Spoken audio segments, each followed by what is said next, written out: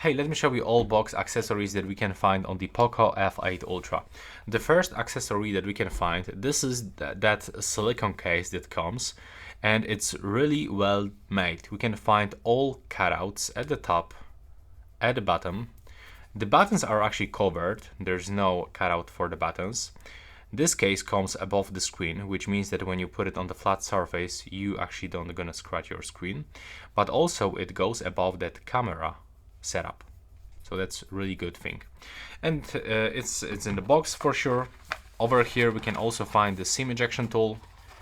There is the cable, the USB-C into USB 8.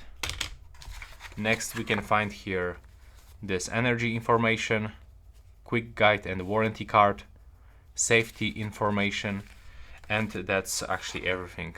There's also some foils over here and here, but this smartphone is not equipped with a charger or, for example, wired headphones. So this is everything for this video.